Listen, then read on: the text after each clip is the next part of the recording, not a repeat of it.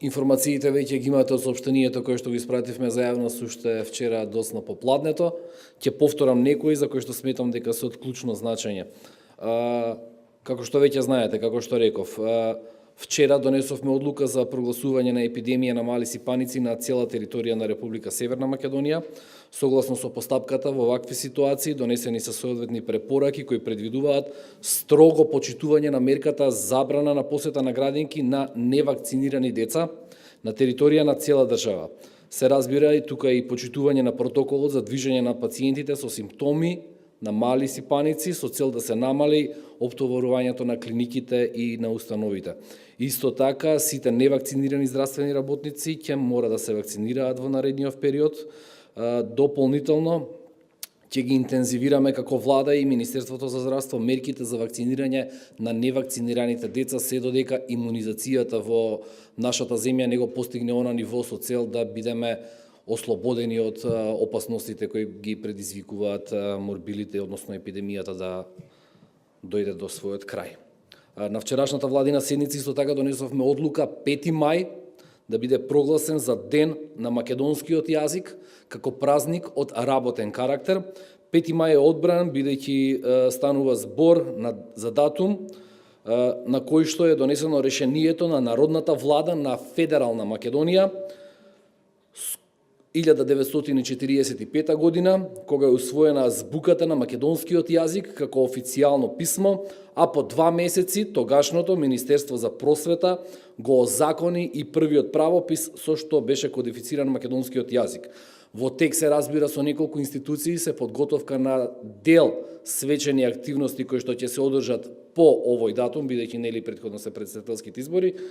Ќе ви информираме навремено што и како ќе направиме. Наредна информација.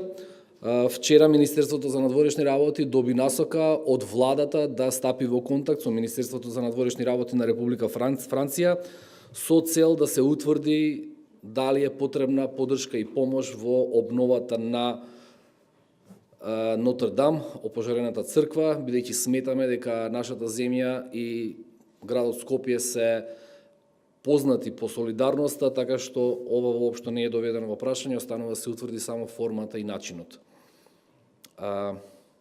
И последна информација, на вчерашната седница ја утврдивме информацијата за изведување на вежбовната активност на нашата армија и командата на US EUCOM одлучен удар, односно донесовме одлука за одобрување, влегување и престојување на припадници на странски вооружени сили на територија на Република Северна Македонија заради изведување на вежбовна активност, која што е наречена одлучен удар во неколку фази, која ќе се спроведе во периодот од 20 мај до 15 јули.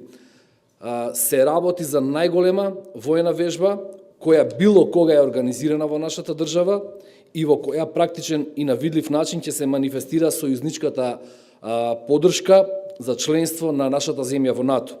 На вежбата ќе бидат присутни 2000 македонски војници, ќе имаат активно учество и 2000 припадници на вооружените сили на Соединетите Американски држави, 400 различни видови моторни возила, 25 припадници на армијата на Република Албанија, 25 припадници на армијата на Република Бугарија, 25 од Република Литванија, 100 припадници од војската на Црна Гора и така натаму и така натаму.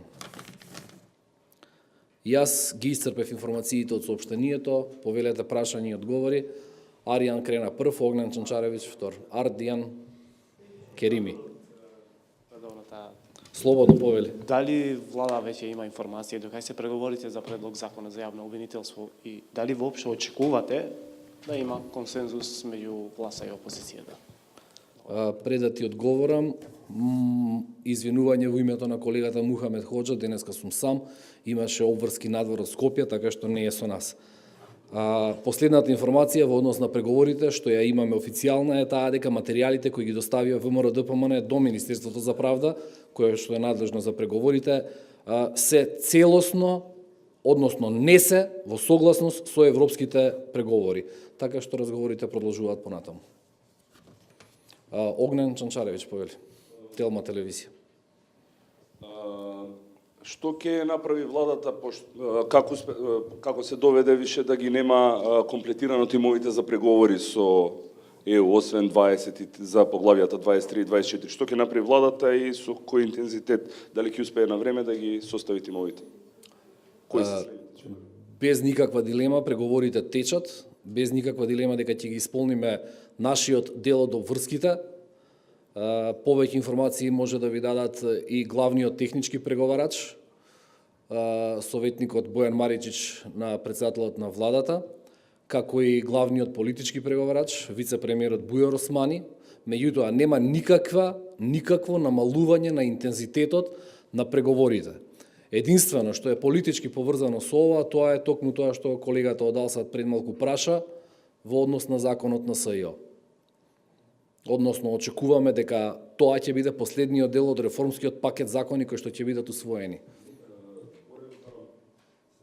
За капацитетот на преговарачките тимови од администрацијата, имено нели министерот Манчевски пред некој ден или минатата недела кажа дека нешто ќе се прави затоа што тимовите не се комплетирани, нема доволно луѓе. На тоа мислам. Не би можел да навлегувам во специфични изјави на други министри во владата, тоа што го кажував останува. Илија, повели? Иле. Славица Дојано, Канал 5 телевизија. Ке може ли да ми кажете владата како планира да ја помогне на Франција за Нотр-Дам? Дали ќе биде финансиска помош или кадровска помош? Како? На кој начин? Значи, тоа што е донесено е да се стапи во координација со Министерството за надворешни работи со цел да се утврди начинот како и што. Ние изразуваме прво почит, а потоа и желба доколку има потреба, доколку имаме капацитети во одредени сегменти, а имаме, верувајте ми, ќе се изненадите за некои работи, откако ќе утврдиме, ќе ве информираме. Значи, не би можел во моментот да ти кажам што и како. Се разбира, тоа ќе биде во согласност со информацијата која што ќе добиеме повратно од Франција.